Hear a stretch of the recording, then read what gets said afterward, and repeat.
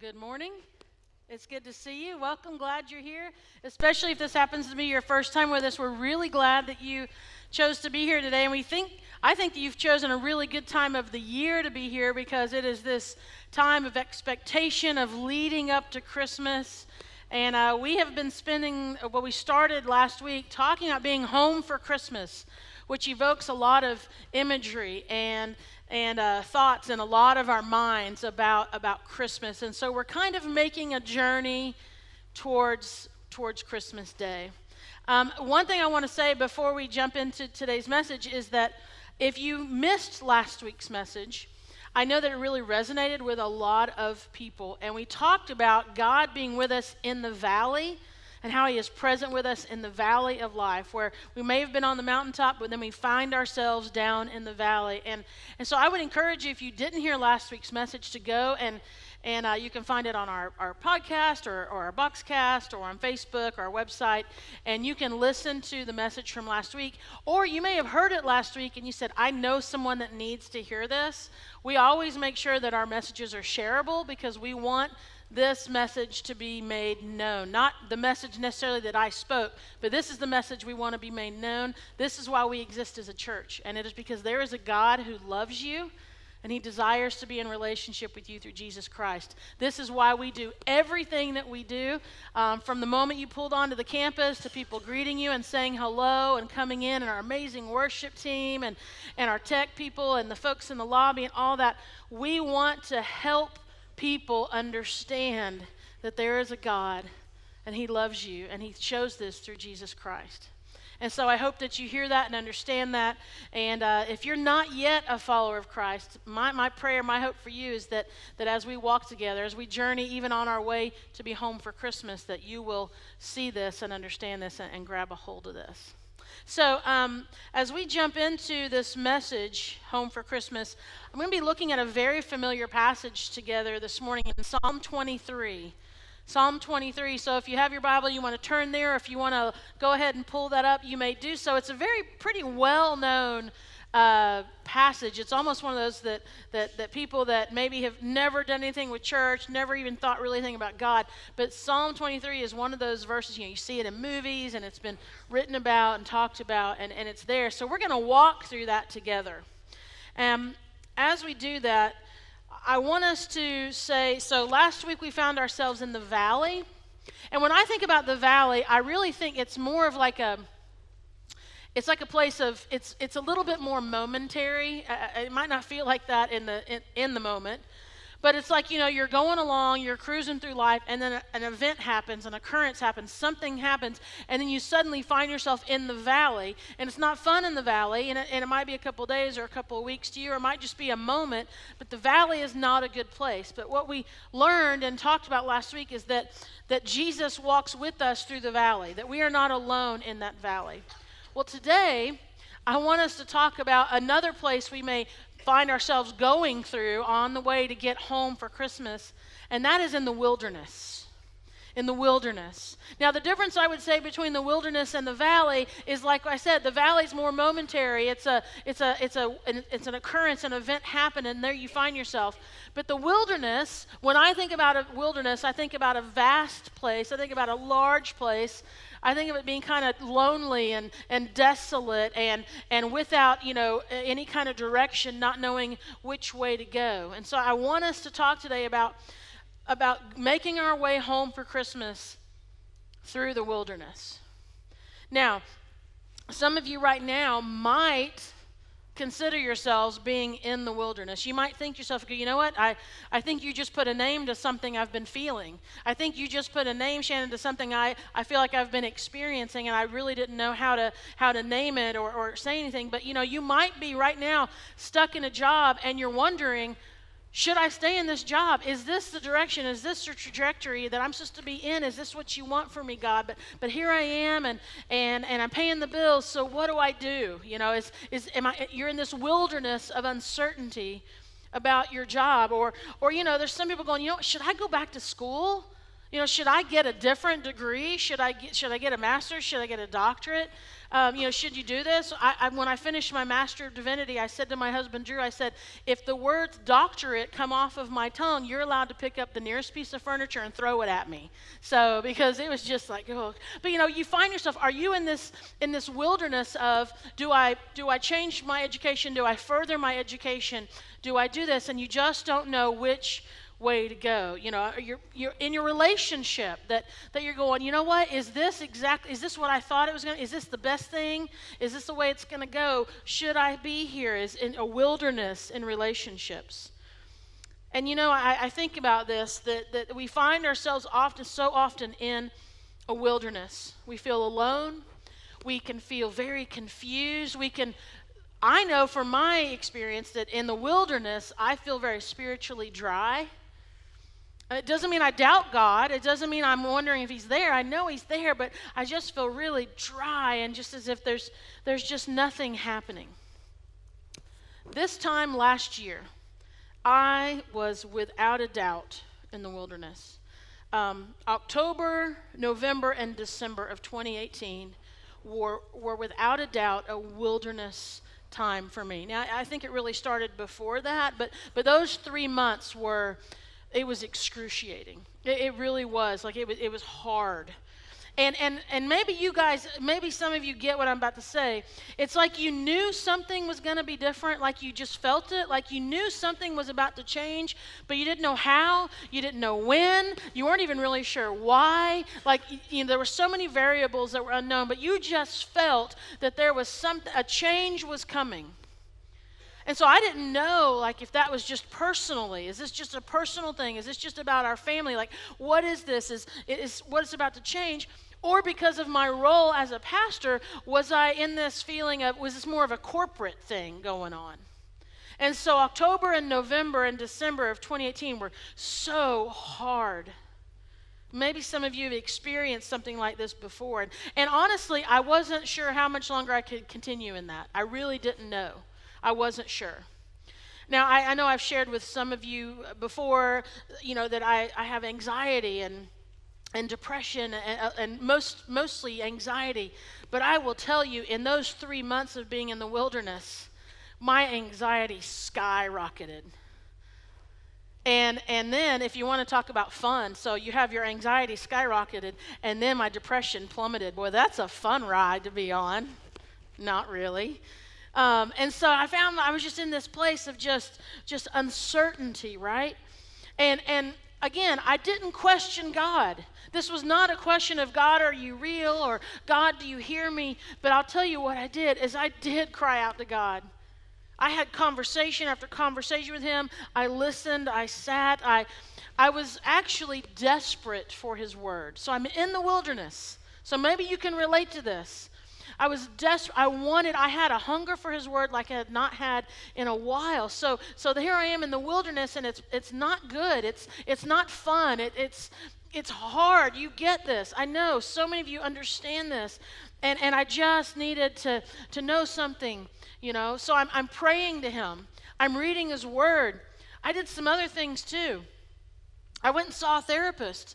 I went and saw someone outside of the church world, and someone that didn't know me, and just said, hey, I need to talk through these things. I was in this wilderness. I didn't know. I changed my medication to say, okay, is this a chemical thing that will help, not to solve the problem, to get me out of the wilderness, but to help me in the wilderness. I had very good, loving friends that listened to me and prayed for me. I could send a text and say, today's hard. I have some friends that they get sometimes 6 a.m. Sunday morning texts that say, I need you to pray for me today. I need your prayers today. So all this time I'm in the wilderness, but I just still felt, even though I'm praying, I'm calling out to God, I'm seeking his word, I've got people around me, I'm trying to take care of things, and yet I still felt like I was wandering in the wilderness with no clear path, no light, no understanding of what was going on. Are you with me? You been there? And in the third month of my wilderness experience, I went to what I would call my happy place. Does anyone have places, things you do, places you go for like your, anyone ascribe to beach therapy? Anyone believe heavily in beach therapy? You go to the beach, yeah. So, fishing therapy, anybody? Okay, no, okay, yeah, good job, Stuart. Fish away, young man. Just share. If you're into fishing therapy, just share. Okay, that's the thing about that. Cabin therapy. Lake therapy. Anybody? We got some lake therapy. Okay, good. Shopping therapy. Anybody? Someone offered this at the 9:30 service. Golf therapy. That's an expensive therapy, but hey, if that's your thing, But so I went to my place, my place that I feel like I can unplug and disconnect, and it's my happy place, my unwind place, my forget everything else place, my how dare you text me place, and it's back to my home state, to Oklahoma, where my family is. So last December I went back and I was there, and it's just always such a great time. And for the very first time since I've moved away from there, I got there and I just could not relax. This is kind of sometimes when you're in the wilderness, when you kind of do the things that normally help you to unwind or to relax or to refocus, but in that moment I couldn't relax, I couldn't focus on anything, I couldn't sleep. Listen, if you ever find yourselves traveling through Broken Arrow, Oklahoma, and you need a place to spend the night, my sister, Bridget Cook, has a great couch in their playroom, and I love it, and I claim it every year. It's the best place to sleep. Let everyone else, Drew, Mal, y'all have beds. I want my sister's couch. It's a great place. I couldn't sleep. And I couldn't relax. I couldn't really enjoy. I mean, I was there, I was present, but I couldn't really enjoy. And you know what I did? I left early from my happy place. And here I am in this wilderness, and I changed my plane ticket. I said, you know what, I'm going to come back to Georgia early. There was nothing pressing for me to do. I had vacation days set up. There was nothing here like I got to hurry and get back. But I just was in the wilderness. I was in the wilderness. And that's what the wilderness does, because what the wilderness does is it makes everything seem lifeless. It makes the things that used to bring joy not really bring that much joy. It dims it, it dims that light. It can also, maybe even bring a sense of hopelessness. When you're in the wilderness, we can feel these things. No joy, no rest. And I was exhausted. Anyone else exhausted? Anyone just utter these words several times a day? Oh, I'm so tired. Right? We say this, don't we? I'm just so tired. Whew, I'm tired. And, I thought about that. That's how I felt. I felt that way, and I just felt overwhelmed. And here's what I think about in the wilderness, folks. And I want, as we look at Psalm 23, I love a good nap. I'm going to take one later today. But sometimes it's not the physical rest that we really need. And sometimes it's not the happy place that we need to go to. It's not the unwind place we need to get to. Sometimes what we need, I don't even want to say sometimes, most of the time, the majority of the time, what we need, folks, is restoration to our soul. We need restoration to our soul. In the wilderness, when things are bleak and desolate and dry and there's unknown, there's question marks everywhere, the one thing that we find that David writes in Psalm 23 is the one thing he had and the one thing he knew he truly needed, and that was restoration to his soul.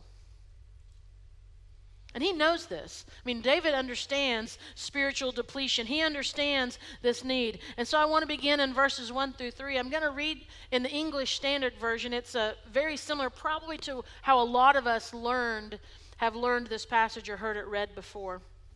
And it begins by saying this: "The Lord is my shepherd." We're going to talk more about that in a moment. But David says, I shall not want. See, the wilderness isn't always about suddenly you don't have anything. The wilderness is going, I just don't understand what's going on. I don't know which way is, where's north, where's south, I don't know. But in the wilderness, David is saying, you are my shepherd, Lord, and there's nothing I am lacking. It's important to remember in the wilderness. And then he says, you make me lie down in green pastures. Sometimes the shepherd needs to help us out a little bit. That's the rest sometimes. Anyone ever been forced to rest? Oh. He leads us beside still waters. You hear the words of peacefulness. You hear this. It's very calming what David is declaring here, what he is writing. This is a psalm, which means it's a song. This is a praise that David is writing to God. And then it says this in verse 3. He restores my soul.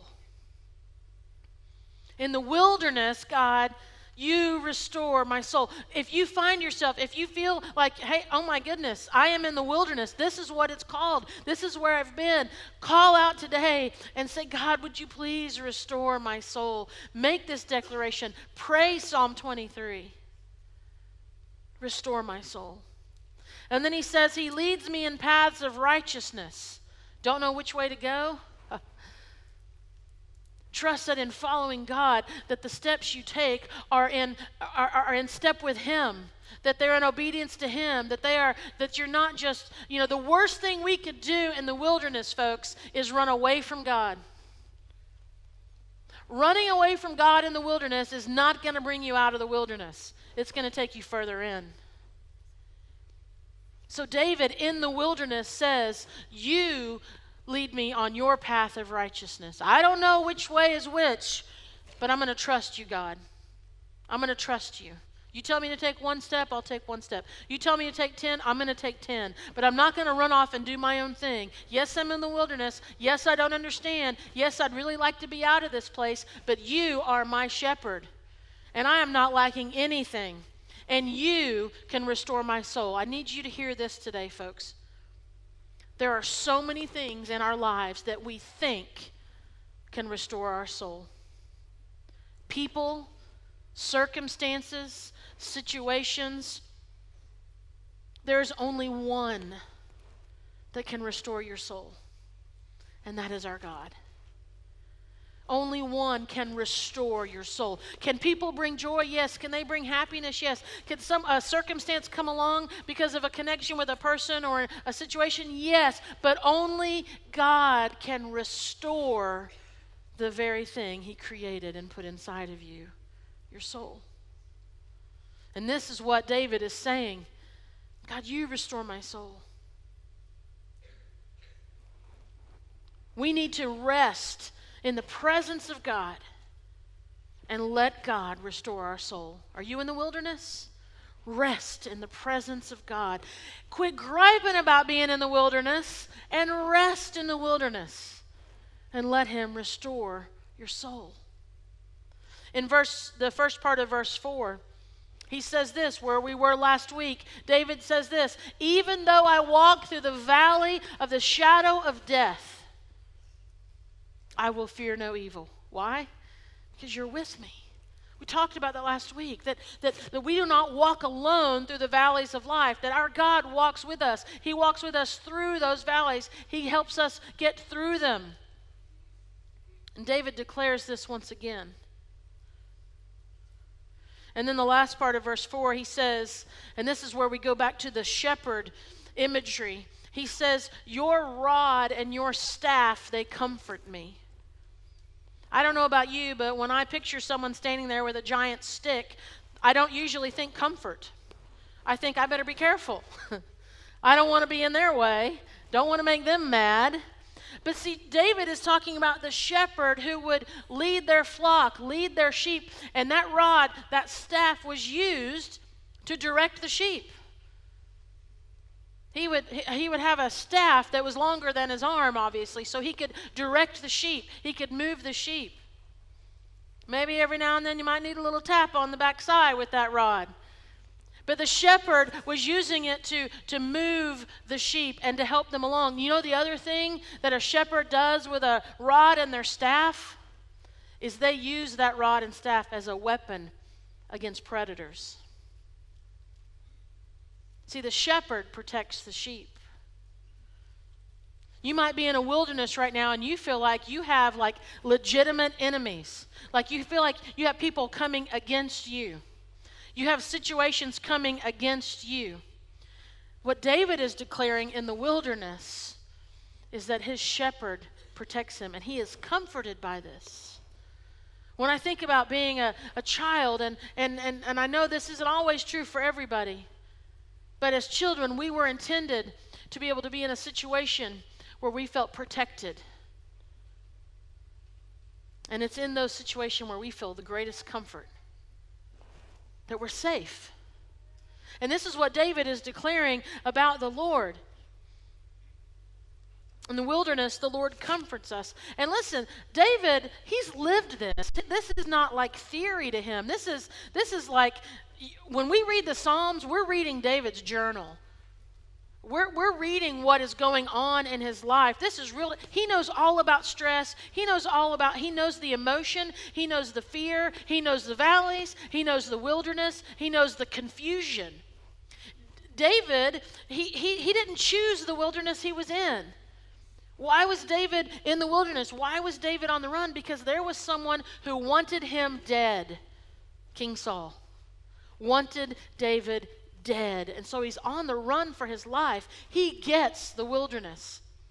You know, and you might be in a place today that you would call a wilderness, and you didn't choose this wilderness. It's not of your, you didn't like make some decisions or do some things, and now you found yourself in a wilderness. Actually, someone else made some decisions. And because of your connection to them, you are now in the wilderness. I think about this with relationships and that are broken, with maybe addiction or unfaithfulness or just irresponsibility. Maybe you're stuck in a lease and you don't know what to do about it. Your peace and joy are affected by it. You're like, what do I do? Maybe your business partner is not doing their part and you feel trapped in this. Maybe you thought at this point in your life things would be different than they are today.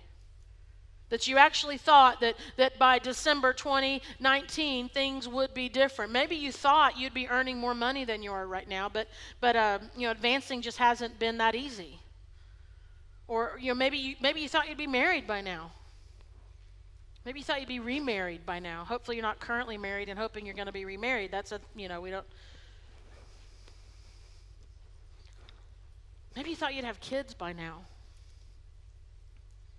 But for whatever reason, these things haven't happened. And so you feel as if you are in a wilderness. You feel like you're in this wilderness of inadequacy or loneliness, or this wilderness of barrenness. And maybe you thought this time of year that family argument, that has caused so much drama and so much strife and all these things, you had really thought that it'd be resolved right now, but everyone's in the wilderness.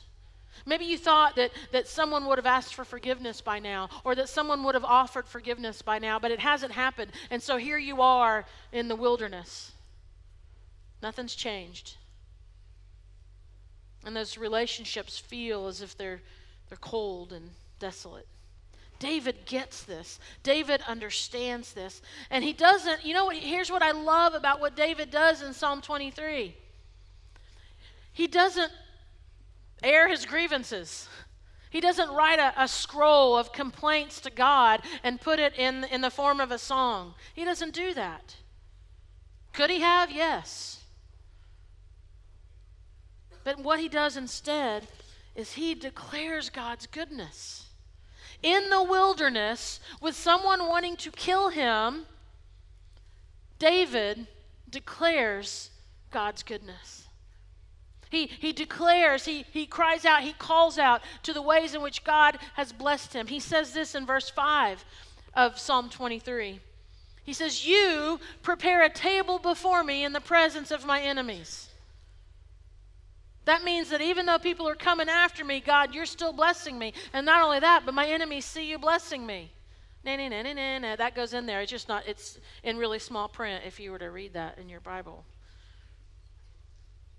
You anoint my head with oil. That was such a beautiful imagery of bringing peace, of God's covering, of God's anointing on a person. You, God, I'm in the wilderness.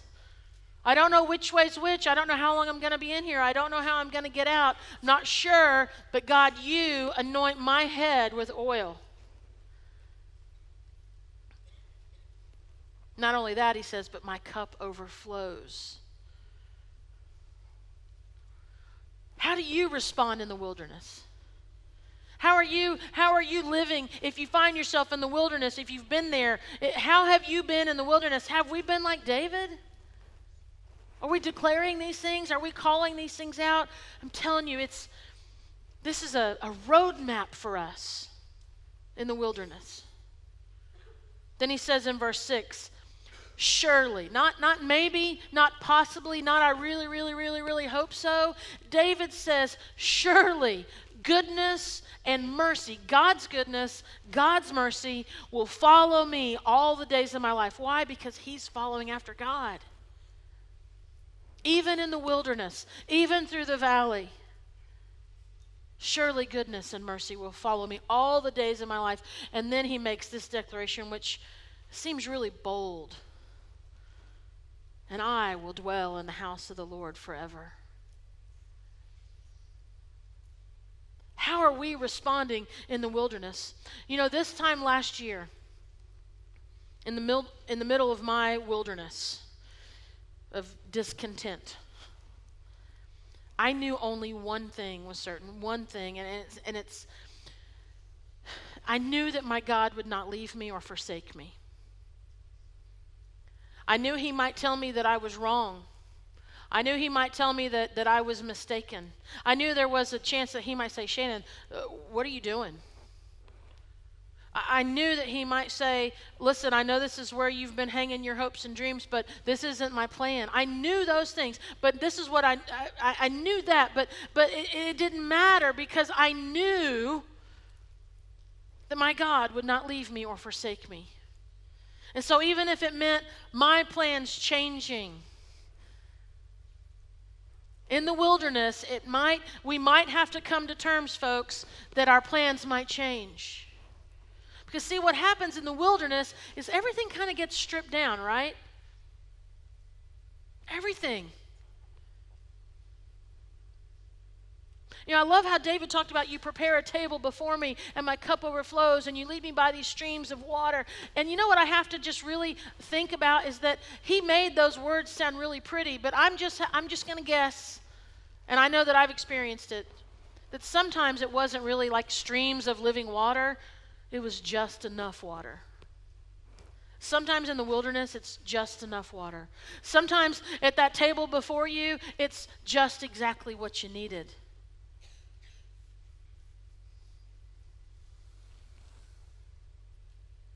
So I knew this, that God would not leave me or forsake me. So I knew that he would go before me. I knew that he would lead me besides of just exactly what I needed of water. I knew that he would walk alongside of me, that he was not going to leave me. I knew that that he had anointed me. I knew he was going to prepare a table, and I knew his goodness and mercy would follow me all the days of my life. I knew this. Hello, God?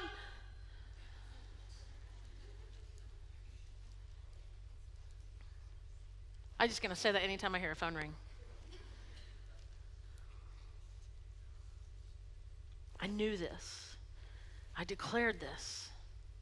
So in the middle of my wilderness, not because I am some like super spiritual person, but I just knew that I had to hang on to God. So I tried to declare this out loud, and you and I are worshiping him together today in the place that he led us out to. And so I say to those of you in the wilderness today, you find yourself in this place, I say to you with the same confidence that David wrote Psalm 23. to declare in the wilderness, declare God's mercy. Declare God's goodness and mercy to you. Declare it. Say it. Like, say it out loud. Like, repeat it. Sing it. Pray it. Declare God's goodness and mercy to you. Mumble it as you make your way into a job that's draining you. Sing it out loud in the car before you go into that family member's house that seems to be a place of all the drama. You know, just as you go to sleep, as you wake up, declare God's goodness and mercy as David did while he was in the wilderness.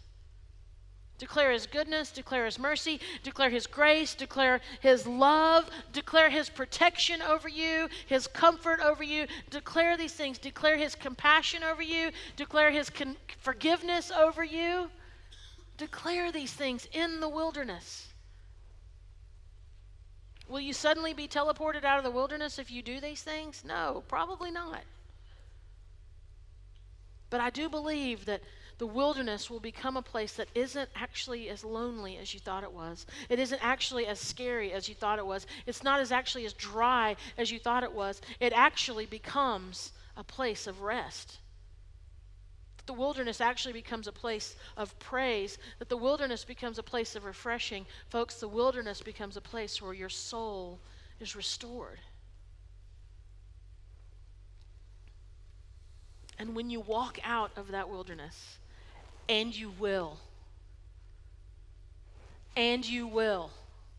I don't know when, but you will. When you walk out of that wilderness, walk out praising God. Walk out declaring to others what he has done. Because here's what's going to happen. Other people are going to see this and they're going to go, how in the world are you still walking?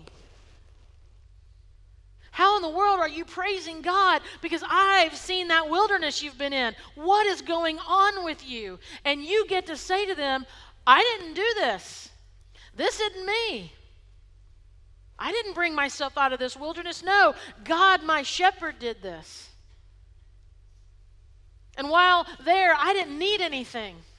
I had everything. I realized that all the stuff I thought I needed, I didn't really need that. And I had everything because I had God. And he laid me down in lush meadows. He found quiet pools for me to drink from. When I was in the wilderness, he did this for me. And true to his word, he let me catch my breath. He sent me in the right direction. And even when I walked through the valley of death, he was still with me. I didn't do this. This is God. He's done this. He's walked at my side. He kept me safe and comforted me. And he is my shepherd. He served me a 6-course dinner in front of people that want me to die. He has blessed me. He revived me. He lifted up my chin when my head was dropped. My cup brims over with blessing because of my God. And his beauty and his love chased after me in the wilderness. And he will do so every day of my life. And not only that, but I am at home in the presence of God. I am at home in the presence of God. And this is where I want to stay the rest of my life.